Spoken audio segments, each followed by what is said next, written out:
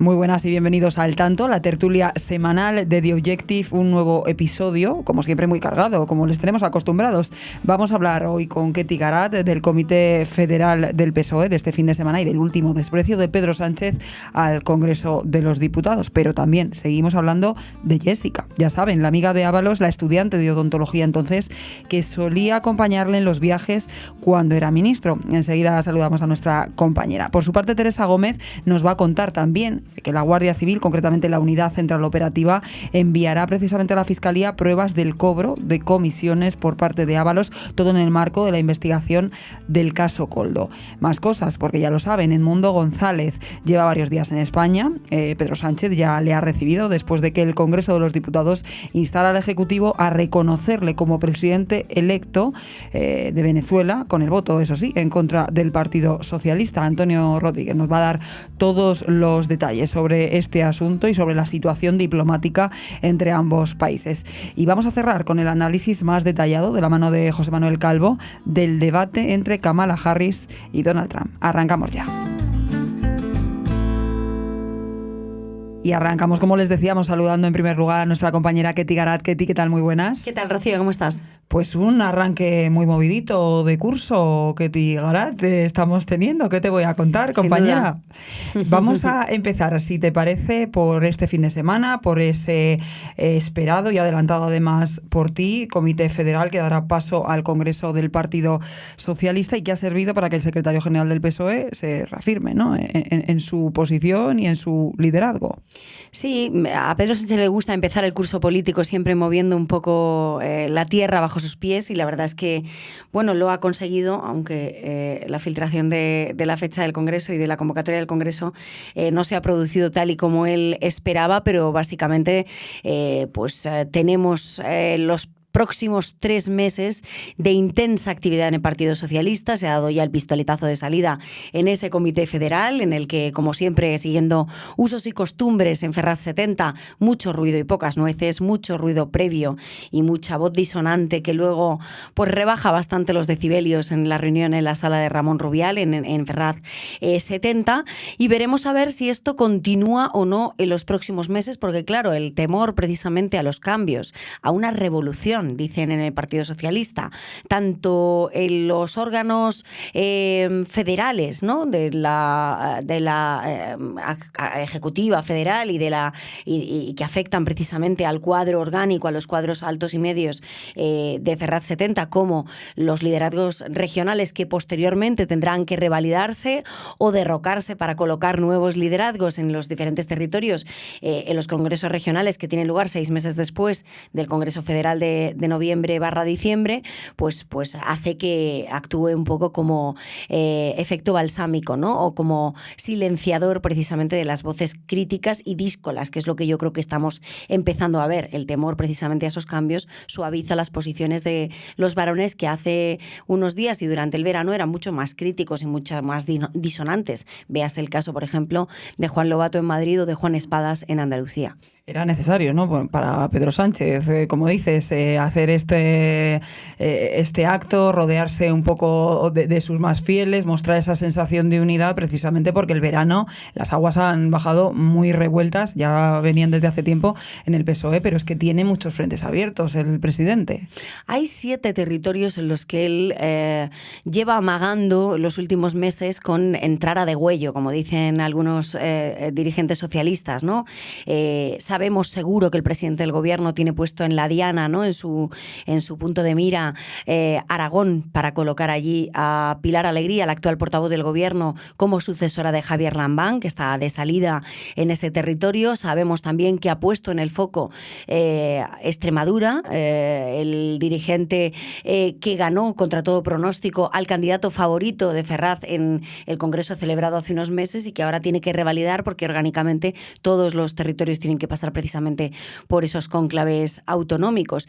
Pero la duda, por ejemplo, es qué va a pasar en otros territorios como Madrid, como Andalucía, qué va a pasar en Castilla y León también, que hay numerosas posiciones o aspiraciones, supuestamente aspiraciones a suceder a Luis Tudanca, que no tenemos tan claro si se va a presentar o no se va a presentar. Yo creo que desde luego lo que te decía, Pedro Sánchez tiene clarísimo que va a por Aragón y a por Extremadura. Creo que también va a por Madrid, pero la cuestión es si hay alguna alternativa fuerte y capaz, sin ningún tipo de duda, de cosechar una victoria del candidato alternativo y una derrota en consecuencia de Juan Lobato. Eso no está claro en estos momentos y por lo tanto, pues yo creo que ese liderazgo ahora mismo está en duda y a la espera de los acontecimientos de los próximos meses. Lo que está claro por parte de fuentes de la dirección del PSOE y fuentes de la cúpula del gobierno es que el debate de la financiación singular, lo sucedido durante todo el verano, el tema del concierto catalán, del cupo catalán, les ha hecho dejarse muchos pelos en la gatera. Y donde antes, por ejemplo, no había ninguna duda de que María Jesús Montero sería la sucesora de Juan Espadas, ahora muchos asumen que el cupo catalán le ha matado, que se ha suicidado, que se ha metido un tiro en el pie y que no pueden presentar a esa opción como candidata alternativa a Juan Espadas. Y por lo tanto hay que hacer un cierre de filas en Andalucía, pero también en otros territorios como Madrid, como Castilla-La Mancha, como Aragón, y por lo tanto rebajar un poquito para conseguir una aparente calma en el Partido Socialista, que se rebaje el ruido precisamente sobre el concierto catalán, sobre el acuerdo con los socialistas catalanes y Esquerra Republicana de Cataluña, y conseguir pues sobrellevar una legislatura que ya de por sí es no difícil, sino prácticamente imposible, porque la dificultad de aprobar presupuestos es desde luego bastante notable, ¿no? Y al margen ya de este comité y de toda la situación complicada parlamentaria que tiene, publicas en The Objective el último, precisamente, desprecio de Pedro Sánchez al Congreso, que en esta situación crítica tan solo va a acudir una vez en todo el mes de septiembre. Ketty. Sí, nos decía en ese comité federal precisamente esa frase grandiosa de gobernaré con o sin el concurso del poder legislativo, del que se quejaba que era cada vez más restrictivo en lugar de constructivo. Parece ser que el que restringe precisamente o pretende restringir al poder legislativo es Pedro Sánchez, orillando al Parlamento, esquivando al Parlamento, acudiendo cada vez menos al Parlamento y priorizando la agenda internacional. Es decir, Sánchez vuelve a despegar el Falcon, vuelve a poner tierra de por medio y vuelve a evitar acudir a las sesiones de control a las que está obligado por ley, según el artículo 111 de la Constitución y el propio reglamento del Congreso de los Diputados, ¿no? La obligación de que el gobierno se someta al control de las preguntas y de las interpelaciones de los grupos de la oposición. Lo que sabemos básicamente es que va a acudir solo la semana que viene, el miércoles 18 de septiembre. No ha acudido en este arranque precisamente del periodo ordinario de sesiones, básicamente porque tenía un viaje oficial a China, ni acudirá en la última semana del mes a la sesión de control y a las sesiones añadidas legislativas en el Congreso, básicamente porque tiene su viaje de arranque de curso político en Nueva York y en la Asamblea de Naciones Unidas. Y por lo tanto, esta va a ser la tónica de los próximos meses. Lo vemos en septiembre, lo vamos a ver en octubre y lo vamos a ver en noviembre, donde nada más y nada menos que hay 4 grandes citas internacionales, con lo cual a lo mejor incluso todo esto va increciendo y en noviembre le vemos menos que en septiembre. Es decir, no le vemos ni siquiera en una sola sesión de control del Congreso de los Diputados. Hay mucho ruido ahora mismo en España. Él quiere alejarse de ese ruido. Está el cupo, está todas las investigaciones que en este periódico hemos sido pioneros, Ketty, con todo lo que rodea a su esposa, todo el tema Ábalos, muchas cuestiones que poco a poco van erosionando al gobierno y luego también, ¿no? Esas discrepancias con los socios que hacen, como dices, que sea complicadísimo sacar una ley, todo el tema de la ley del suelo, los presupuestos generales del Estado, esta misma semana con el tema de Venezuela.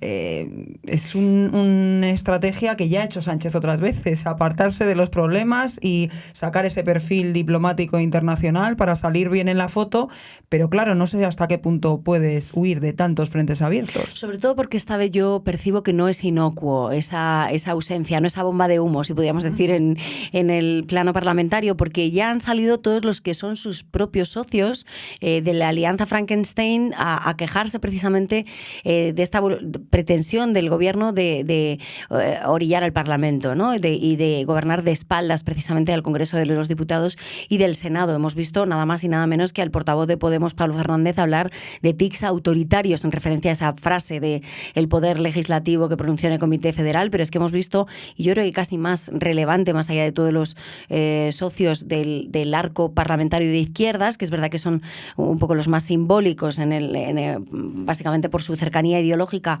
al gobierno del Partido Socialista o al gobierno de coalición del Partido Socialista con Sumar, pero es verdad que es muy relevante el toque de atención, yo casi diría la amenaza del Partido Nacionalista Vasco. La advertencia de Imanol Pradales esta semana, en el arranque de semana, en una entrevista a la cadena SER, diciendo cuidado que no se puede no contar con el Parlamento ni incumplir los compromisos que se han dado, pero posteriormente también la advertencia de alguien poco dado, hay que decirlo, a las ruedas de prensa en el Congreso de los Diputados los martes en el día de las juntas de portavoces, Aitor Esteban, el portavoz parlamentario del PNV, que no solo ha convocado a la prensa, sino que lo ha hecho para decir cuidado, y lo ha mencionado así, cuidado, porque no se puede pues no cumplir lo pactado con el Partido Nacionalista Vasco y despreciar precisamente a la sede de la soberanía nacional.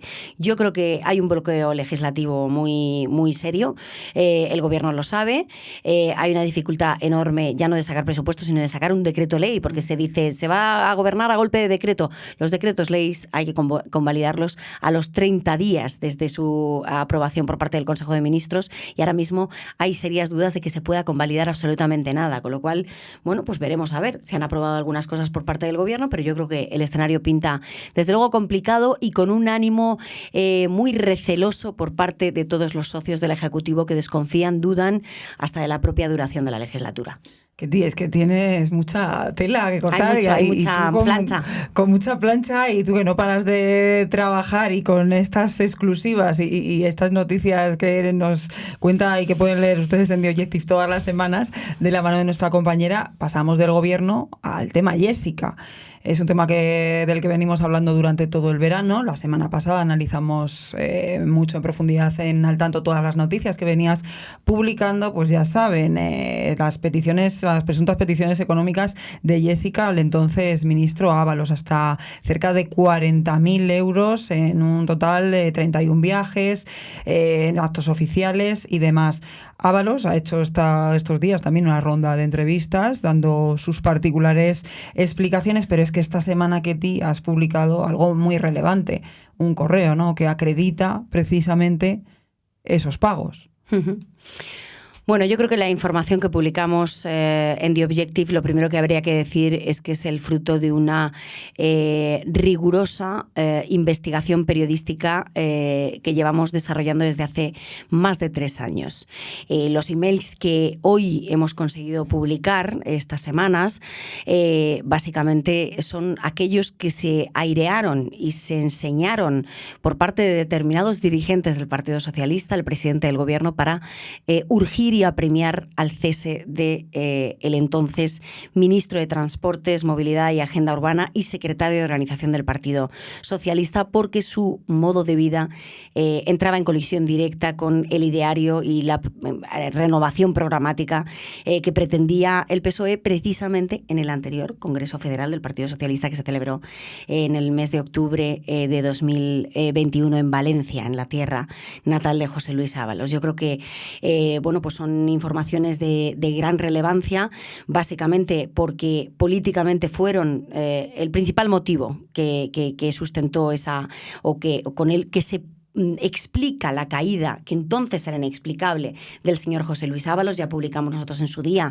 pues las advertencias que se hicieron por parte del sector feminista del partido, la advertencia que hizo Carmen Calvo, no podemos mantenerle como número 3 del partido, que se lo hizo en una comida al presidente del gobierno, Pedro Sánchez. Hubo advertencias de otras personas del entorno del Palacio de la Moncloa. Lo que hoy sabemos sobrepasa cualquier atisbo de información que tenían la mayoría de los dirigentes del Partido Socialista y del Gobierno, porque ya digo que las personas con las que hablamos en su día y con las que airearon y que mostraron esos mensajes sí habían visto estos emails, sí conocían la gravedad, pero esto era desconocido para la inmensa mayoría del partido, que últimamente no para de intentar recabar información y no da pábulo, y pábulo sí lo da, pero no da crédito ante la importancia de que el ministro de Transportes en esos momentos acudiera acompañado a más de 30 viajes por una persona pues de compañía que le exigía unos pagos determinados diarios por viajar junto a él. Yo creo que 40.000 euros y sobre todo cifras que desglosadas mes a mes nos llevan a cantidades, a sumatorios como 8.500 euros en el mes de enero, 8.700 euros en el mes de febrero para un ministro que cobraba la cantidad de 6.600 euros mensuales, pues 79.000 euros anuales. Yo Economía creo que, familiar. efectivamente, nosotros no tenemos ni que entrar en especulaciones porque creo que los documentos que hemos publicado son lo suficientemente solventes como para que hablen por sí solos. Los lectores y los oyentes son bastante inteligentes y saben. Todos tenemos economía familiar en nuestras casas y sabemos lo que ingresamos, lo que gastamos. Bueno, pues, pero es verdad que la gente, yo creo que en estos momentos, en el seno del Partido Socialista y del Gobierno, pues ha caído como una bomba, básicamente porque todos saben lo que esto significa, ¿no? Información de Teresa Gómez, por ejemplo, que vamos a tratar luego, ¿no? Que vais a tratar luego en referencia al presunto cobro de comisiones por parte del exministro José Luis Ábalos. Desde luego no hay explicación posible a que una persona que cobre 6.600 euros al mes sea capaz de abonar a una persona externa, ajena al Ministerio de Transportes por acompañarle en sus viajes oficiales 8.500, 8.700 euros mensuales en meses puntuales, en otros 3.000, 4.000 o 2.000. Es relevante respecto a Jessica decir que precisamente la importancia del segundo de los emails, aparte de que aparece el nombre de José Luis Ábalos en el buzón de Gerogasi, que es el apodo que utiliza esta estudiante de odontología, entonces de 29 años, para exigirle esos pagos, bueno, pues se produce 2 meses antes de que sea contratada por una empresa pública. Aquí, claro, el problema que ha habido también con la mala interpretación por parte de otros medios de comunicación es que no tenían la información que nosotros teníamos. Nosotros conocíamos a Jessica desde hacía 3 años, conocíamos las andanzas de Jessica y del ministro desde hacía 3 años, conocíamos estos emails hace 3 años y conocíamos pues otro tipo de actividades. No conocíamos que había sido contratada por una empresa pública, pero sí conocíamos el movimiento de dinero público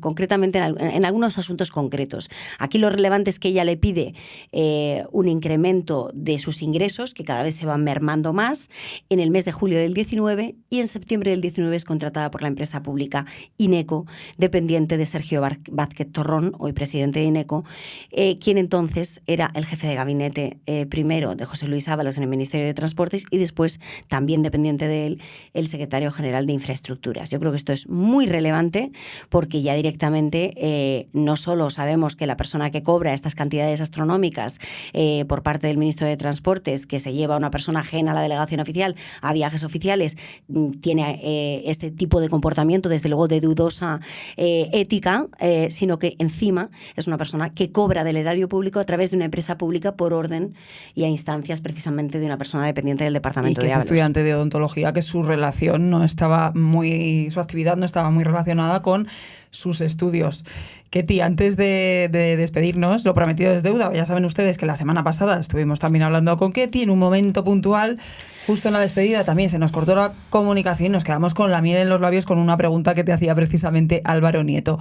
Con toda esta situación, la situación que vive por un lado Ábalos, todas las informaciones que vienes contando desde hace 3 años, pero en las últimas semanas, todo lo que se está sabiendo en este momento, y también la situación parlamentaria del Partido Socialista que hace que sea tan necesaria la figura del diputado Ábalos, el ex ministro de Transportes va a tirar de la manta con respecto a cosas que pueda saber del partido. Fíjate, yo no por hacer honor a mis raíces gallegas ni esquivar la pregunta, pero yo te contestaría con otra pregunta, y es ¿quién está debajo de la manta? porque el problema que tiene Ábalos si tira de la manta es que se destapa a sí mismo. Otra cosa es que queramos conocer o que él quiera desvelar, destapándose a sí mismo, la identidad o la autoría de las personas pues que ejercieron de colaboradores necesarios en toda esta actividad del ministro en esos momentos. ¿Puede inmolarse? Es la pregunta. Otra pregunta. ¿Puede inmolarse? ¿Puede ser un kamikaze que va en dirección contraria, básicamente con el objetivo de que salte todo por los aires? Puede ocurrir. De hecho, yo creo que lo que hemos visto en las 2 entrevistas que esta semana se han producido por parte del señor Ábalos, primero con Carlos Alsina en Onda Cero y después con Risto Mejide en el canal de Televisión 4, ha sido exactamente eso, una inmolación, un suicidio mediático. Veremos a ver si continúa o no. Yo creo que esto ya está fuera de control. Ketty Garat, compañera, un abrazo. Muchas gracias. Otro para ti.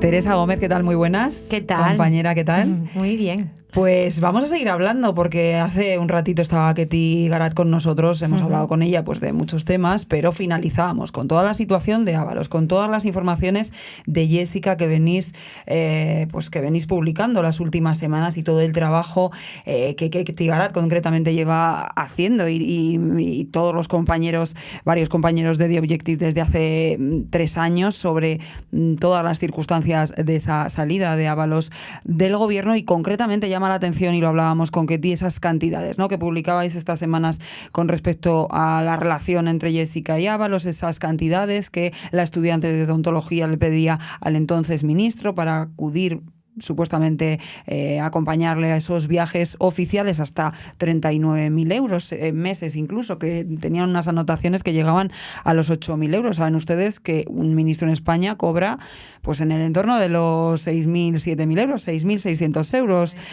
creo que son. Y entonces ahora pues vamos a hablar de lo tuyo, Teresa Gómez. Vamos a hablar de la noticia que has publicado esta semana y que es precisamente sobre los cobros de comisiones, los presuntos cobros de comisiones de José Luis Ábalos. La Guardia Civil, concretamente la Unidad de Central Operativa, la UCO, va a enviar a la Fiscalía pruebas, según cuentas en tus informaciones esta semana, del cobro de comisiones por parte de Ábalos. En el marco, hablamos de la investigación del caso Koldo. Así es. Como me acabas de indicar, lo más sorprendente es el nivel de vida, ¿no?, de este político, cuando el sueldo medio de un ministro es de en torno a 6.000, 7.000 euros al mes, algo más con las dietas. ¿Cómo es posible que este ministro, que tiene varios hijos, su familia, puede pagar pues todos los costes que supone, ¿no?, mantener a una familia, más luego esos viajes con esas, en este caso pues esta era su novia entonces, pues con esa novia a la que esta novia le requería 1.500 euros la noche? Es decir, como un ministro puede pagar 1.500 euros la noche a una supuesta novia cuando cobra 7.000 euros al mes. Eso no encaja, ¿no? O sea, y los para cálculos mí esos familiares todos lo sabemos, sí. La economía familiar, lo que ingresa y lo que efectivamente sale. Y entonces, pues ahora en la trama Koldo, que él decía que bueno, que su asesor, que era un asesor de los muchos más que tenía, eso es totalmente falso. Koldo García, que es el que da nombre a la trama, es su hombre de principal confianza. Y bueno, lo que ha averiguado la UCO en este último informe, que va a remitir ahora a la Fiscalía Anticorrupción, y que en base a él la Fiscalía Anticorrupción pues pedirá o no, posiblemente pida, ¿no?, si las pruebas son tan contundentes, la imputación de Ábalos, pues es precisamente que el cabecilla de la trama no era Koldo, sino que quizás fuese Ábalos.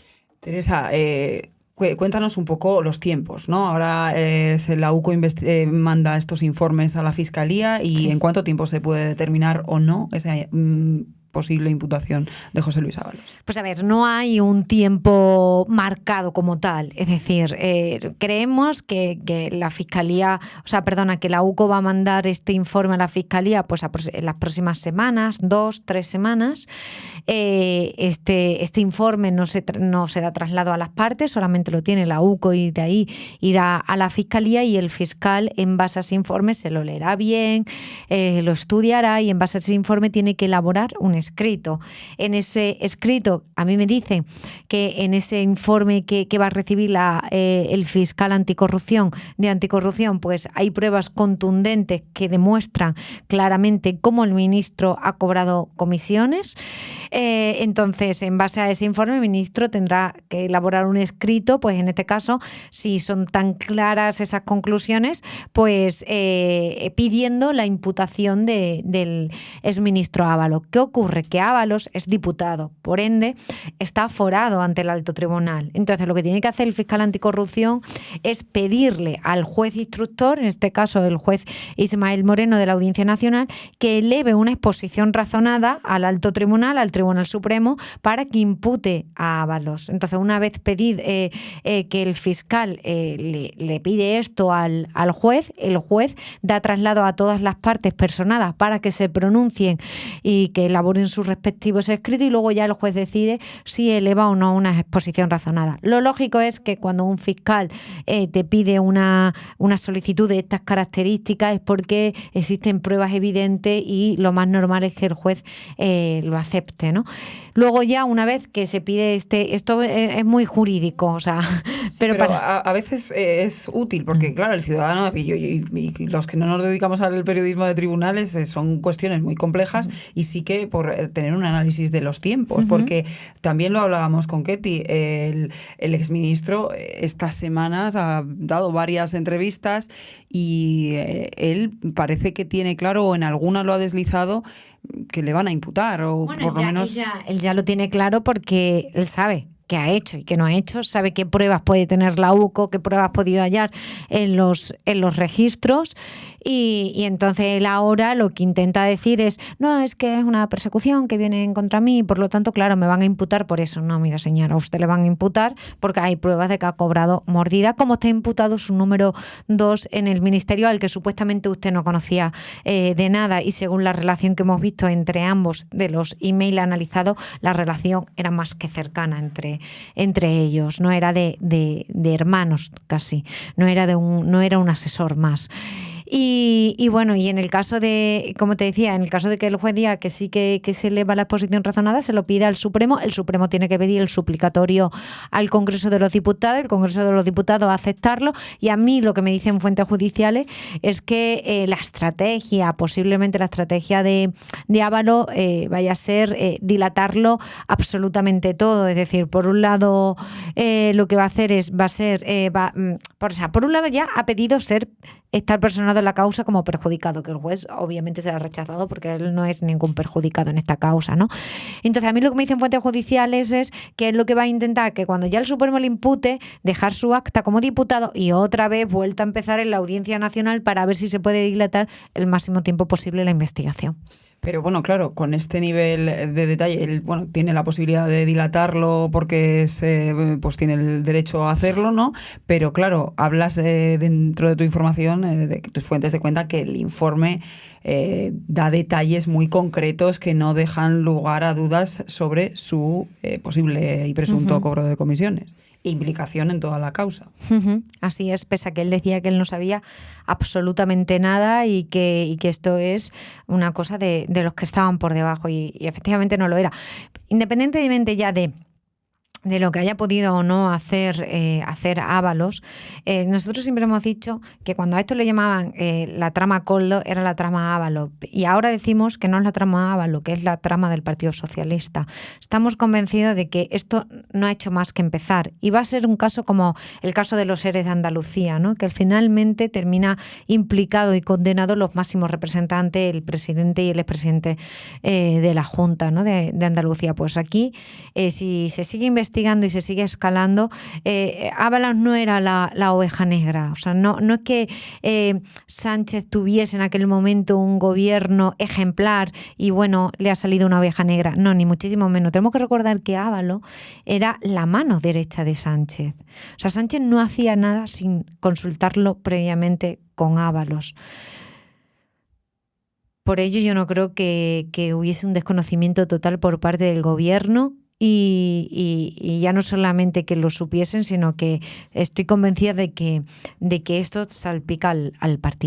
Teresa, vamos a recordar a los oyentes, hablamos del caso Koldo, que principalmente gira en torno a 2 contratos, ¿no?, clave relacionados con, ya saben, el material sanitario durante la pandemia, durante los inicios de la pandemia fundamentalmente. El primero de esos contratos era 8 millones de mascarillas a puertos del Estado, luego era el tema del gestor ferroviario de Adif, pero hay otras cuestiones que también se están investigando, ¿no?, otras concesiones de obras públicas ferroviarias que también están bajo la sospecha.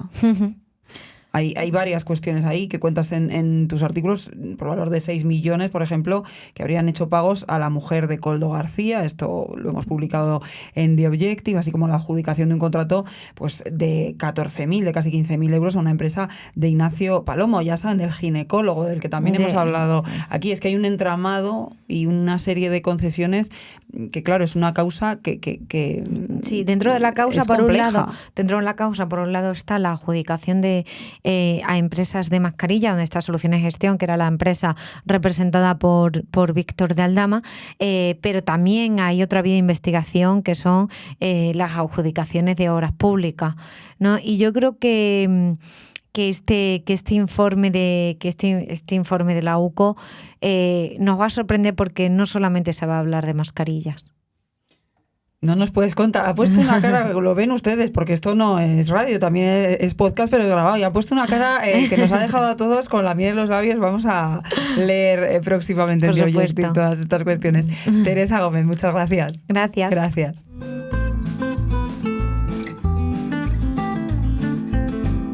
Y seguimos en Clave Internacional para finalizar este episodio de Al Tanto de hoy, y es un verdadero honor para mí saludar a José Manuel Calvo. José Manuel, ¿qué tal? Hola, ¿qué tal? Porque nuestros oyentes, seguro que oyentes fieles y lectores ya te conocen, pero por si acaso, José Manuel Calvo es desde hace unos días, hace muy poquito, el nuevo director de calidad de The Objective. Además tiene, ya saben, una larga trayectoria. Has dedicado más de 36 años de tu vida al periodismo, primero en la cadena SER, después en El País y también, como corresponsal precisamente en Washington, ¿no? Eso es, con los dos medios. Con los dos medios. Primero fui con la cadena SER entre el 91 y el 97, cuando Clinton, imagínate cuánto tiempo hace, y luego volví como corresponsal del País entre 2003 y 2007, años de Bush. Así que sí, en total 10 años he pasado allí como corresponsal en Washington. Una voz, como pueden ver ustedes, autorizadísima, ¿no?, para analizarnos el debate Kamala-Trump. Bueno, ha sido importante los debates. Ha sido un debate especialmente importante y especialmente atractivo. He visto cifras de audiencia impresionantes en muchas de las ciudades americanas, elevadísimas. Mala noticia para Trump, ahora entraremos, pero ha sido muy, muy seguido, porque venimos de un debate que había tenido Trump con Biden, con el presidente, que había sido catastrófico para el pobre presidente y que había precipitado su abandono de la candidatura. Y porque probablemente, es posible, no está claro aún, que vaya a ser el único debate. Por parte de Kamala Harris no hay ningún problema. Ella dice, estoy lista para el siguiente. Por parte de Trump ya se vio ayer que no es muy amigo. Entonces, en todo caso, sí fue interesante y no defraudó. No defraudó porque hora y media larga, 100 y pico minutos, en un formato interesante, sin público dentro del estudio y con moderadores que podían intervenir y que intervinieron en varias ocasiones, sobre todo para llamarle la atención a Trump. Y estaban muy enfadados los trumpistas con esto, ¿no? Pero en fin, en definitiva, un buen debate que da la impresión, con esto acabo mi comentario de que ha ganado Kamala Harris. En general, los medios, todos los medios y los propios republicanos reconocen que el presidente no es que saliera muerto del asunto, pero no estuvo bien. Ella, en cambio, estuvo mucho, mucho mejor. Josema, este tipo de debates en España mueven algo el voto o generan, yo creo, más ruido mediático de lo que luego mueven, pero en Estados Unidos suelen determinar. No. También pasa igual. Un debate es un debate y ya. Ha habido yo recuerdo en una de las elecciones de Bush, hijo, él hizo un mal debate con Gore y ganó las elecciones. No debatía bien. Es distinto. Se puede perder el debate y ganar las elecciones. Trump puede ganar las elecciones y él clarísimamente ha perdido el debate. Así que pasa un poco como aquí. Moviliza a unos cuantos. Puede suponer que sobre el 5% de indecisos haya alguno. Puede suponer que algún republicano, algún conservador diga, pero ¿cómo voy a votar a este tipo? Y se abstenga. Puede dar una cierta euforia a los demócratas que hace 2 meses estaban por los suelos diciendo, lo perdemos seguro. Sí puede, pero en general no hace grandes cambios en las elecciones. Está más vivo, ¿no?, que hace unos meses, que cuando evidentemente se pensaba que iba a ser Biden. Quiero preguntarte por debilidades y fortalezas de ambos y sobre todo de cara a esta carrera de poco más de 50 días que quedan para esas elecciones. Claro, poco más de 50 días. Teníamos hace muy poco tiempo un Trump a la ofensiva, un Trump diciendo, acordaos conmigo, la economía iba estupendo y esto ahora es un desastre y los inmigrantes entran por todos lados, se comen nuestros animalitos, bla, bla, bla. Bueno, esto de se comen los animalitos es nuevo, ¿no? Y eso resonaba en el electorado. Y Biden, pues con sus problemas de despiste, su problema de que parecía que no se enteraba bien, sus 3, 4, 5 resbalones que tuvo, iba en caída libre. Claro, se invirtió por completo la dinámica con la llegada de Kamala Harris, ¿no? Lo está haciendo bien. No está todavía como tiene que estar. Kamala Harris tiene que dar muchas explicaciones de qué va a hacer con la economía, de qué va a hacer con la inflación. Kamala Harris, ella se quiere distanciar de Biden, pero es su vicepresidenta. Este es su gobierno. Han sido sus 4 años. Ella ha tenido el dossier de inmigración. O sea, le queda mucho por explicar, ¿eh? Y Trump, que va bien en los sondeos porque van relativamente empatados, lo cual a mí me parece asombroso, pero es una opinión personal, puede ganar todavía. Pero alguien debería decirle, y no debe ser fácil, que no todo vale, ni siquiera para el trumpista más entusiasta. Que esto de los inmigrantes que comen perros o que las cosas que dice, en general le ha funcionado. Acordémonos hace años cuando él mismo dijo, yo salgo a la Quinta Avenida en Nueva York, le pego un tiro a una persona y no pasa nada.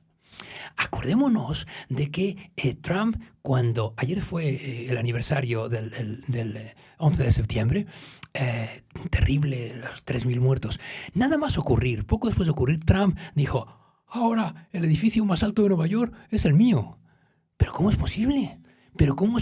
Bueno, es posible porque los electorados, y eso pasa no solo en Estados Unidos, sino también aquí, cuando la razón se aparta por la casi religión, cuando está uno, diga lo que diga, con su candidato, pues efectivamente puede decir lo que quiera y adelante. Por eso Trump dice muchas cosas muy raras y está casi empatado en los sondeos con Kamala Harris. Y luego está el tema de la figura de Kamala Harris, que también es controvertida en el sentido de que se esperaba mucho de ella durante la presidencia de Biden, ha estado totalmente desaparecida. Y ahora se espera mucho de ella, pero claro, sí, han sido 4 años en los que no ha tenido un papel, claro, por mucho que, como decías, tenía la cartera de inmigración, bueno, pero es que no se la veía. Pero la cartera de inmigración fue una jugarreta del presidente, que es, toma, encárgate. Se dice en Washington, ¿cuál es el peor oficio del mundo? Vicepresidente de Estados Unidos. Es que es fatal, es que no haces nada. Estás ahí por si se muere el presidente y te dan cosas para que te entretengas. Y en general que no le hagas sombra al presidente porque, ojo, no vaya a querer ser. Bueno, no es un buen trabajo. Ella ha estado 4 años mal, oscurecida, los 2 primeros con un mal equipo que tuvo que echar, con un dossier muy complicado, el de la inmigración, estaba mal realmente. Pero como estaban tan mal las cosas con Biden, ella ha resucitado, tiene un equipo nuevo. Es una mujer tenaz, estudiosa de los temas, tiene un pasado interesante como fiscal del estado de California. California es, todo el mundo sabe, un país más que otro estado. Hay 35 millones.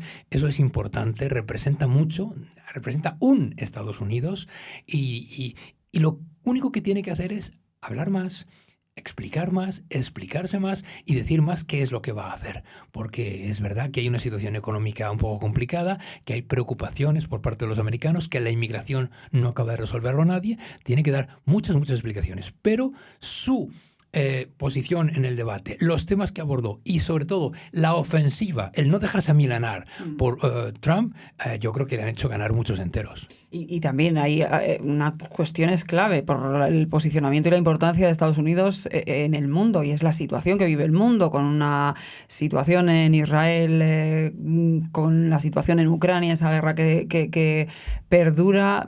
Todo. Son temas... Es que no es un tópico, son elecciones nuestras, solo que no votamos, pero son elecciones nuestras. Ucrania, ahí está. ¿Qué pasa si Trump es presidente? Él que dice que es amigo de Víktor Orbán, el húngaro, él que dice que es amigo de Putin, ¿va a abandonar a Ucrania realmente? Israel ya no es Trump o Kamala Harris, es que Israel es un país clave. Estados Unidos es un país clave para Israel, por lo tanto es fundamental. La posglobalización en la que estamos, las crisis, es importantísimo quién está al frente, es importantísimo qué relaciones hay entre los europeos con Estados Unidos, es importantísimo la relación que tengan entre las dos únicas superpotencias, China y Estados Unidos, es vital, son nuestras elecciones, son elecciones nuestras y por eso tenemos que seguirlas muy de cerca. Y ya por último, de verdad, en estos 54 días, poco más de 50 días que quedan para esas elecciones, dices que probablemente más debates entre ambos candidatos no veamos, pero ¿qué puede pasar? ¿Podemos ver guerra sucia? Guerra sucia siempre vamos a ver. Hay mucho dinero en juego, hay mucho grupo de presión, sobra el dinero para gastar en esto. Vamos a ver que tienen que concretar sus propuestas, uno y otro. Vamos a ver cómo los ataques se van a agravar y vamos a ver cómo los dos van a evitar lo que sería una cosa terrorífica, y es que se llegara a las elecciones en una situación muy de empate. Terrorífica porque ya hemos pasado por ahí y se abre un lío tremendo, muy destructivo para las instituciones y para la confianza de la gente en las instituciones. Ojalá quien gane por una diferencia clara. Recordemos que Trump impugnó las elecciones que perdió sin ninguna razón. Republicanos de toda la vida están diciendo no tiene razón, Trump perdió las elecciones, estuvo clarísimo en todos los... si se acerca, si hay casi empate, malo, va a ser una Vamos a ver una situación similar a la que vivimos. Por lo tanto, a la pregunta que me hacías, creo que vamos a ver 50 días ahora de intensísima campaña, intensísimo debate sobre los 7 estados claves en los que el voto va a ser definitivo, pero también en todo el país. Son las auténticas elecciones del fin del mundo. Vamos a seguir leyendo todo el análisis que haga José Manuel. Muchísimas gracias, de verdad ha sido un verdadero placer. Seguro que ya saben ustedes, le vamos a tener aquí, pues no sé si cada semana, pero por lo menos para ir contándonos la situación de Estados Unidos. Yo me he formado en una radio y eso es muy parecido a la radio. La verdad que y sí. Es lo que más me gusta. Así que encantado. A mí también, José Manuel, muchas gracias. Y gracias también a todos ustedes. Ya sabes, ponemos aquí punto y final a este episodio de hoy. Nos pueden encontrar en nuestra página web en www.theobjective.com, también en todas las redes sociales y en todas las plataformas de podcast. Un abrazo.